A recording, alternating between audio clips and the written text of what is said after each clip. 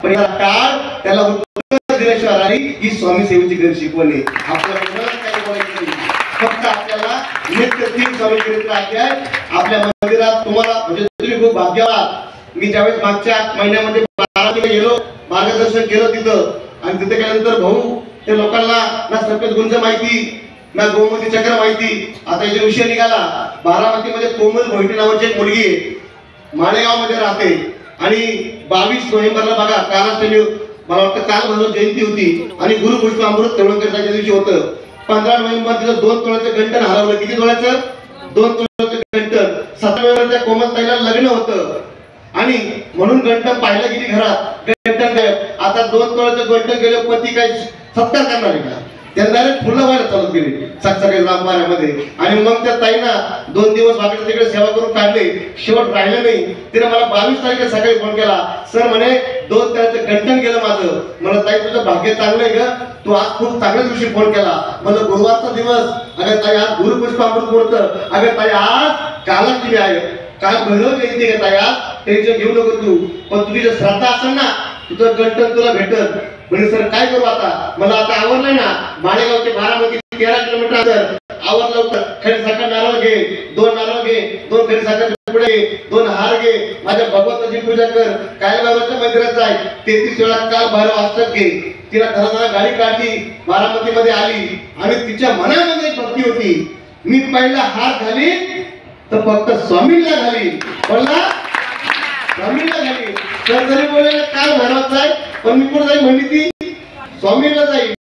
आणि ती स्वामींच्या मंदिरामध्ये गेली, सकाळी 8:30ची आरती आवरली नियमाप्रमाणे, हार टाकला, खरी साखरची फुली ठेवली, नारळ ठेवला, हात जोडले, तिच्या डोळ्यातून पाणी वाहू लागलं. का? पत्नी एवढा छान त्रास दिला होता. 2 डोळे म्हणजे जोग फुलं वाहिली तिच्यावर, फुलं काय परमात्मा असते तिच्यावर वाहिलेली. टेन्शन मध्ये पती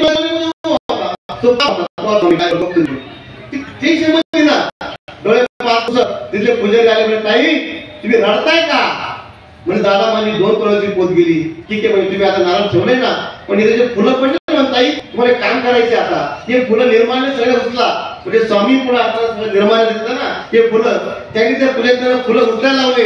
एका टोपलीत भरा म्हणजे ताई सगळ्या महिला गेल्या, तुमचं काम शेवटचं. आणि ते जाऊन बाहेरच्या कचरा कुठे टाका. त्या ताईना डोळे पुसत पुसत पदराने ते उचललं आणि टोपली घेत थोडंसं पाणी टपकत टपकत टपकत ती मंदिराच्या बाहेर गेली. तसं त्या डस्टबिन तिला फुलं टाकले. तो फोटो माझ्याकडे रात्री ओढला ऍक्च्युली, समोर तिचं गंठन तिला दिसलं. बघा आता विचार, तिला जेव्हा गंठन पाहिलं, भेटले, जागेवर बसली, डोळ्यातून तिच्या आनंद अश्रू वाहू लागले. पती टेन्शन मध्ये आला की रडती का कुठे, इथं रडायला कुठं पाहिजे, स्वामी पुढं, रडती पुढं, कचरा मुंडी पुढं. ते टेन्शन मध्ये आलं, काय झालं ते गेलं, त्याला धीर दिला, काय झालं, अहो म्हणे त्या कुंडीत बघा ना. मग ते डोळे पाहते उठून, अरे बापरे गंठन. ते गंठन काढलं, गंठन काढल्यावर बघा महाराज चमत्कार कसा करतात, शेवटचा पद समजून घ्या. त्या गंठनामध्ये तिला सापडलं, भेटलं गोमती चक्र. काय भेटलं? गोमती चक्र. आणि तिथून तिला मला व्हॉट्सअप फोटो केला, सर हे चक्र काय आहे नक्की.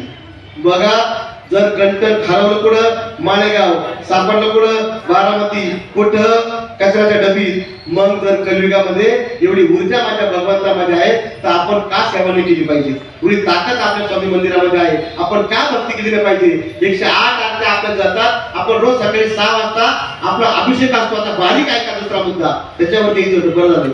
रोज सकाळी आपला 6ला अभिषेक असतो, डेली 5ला अभिषेक असतो.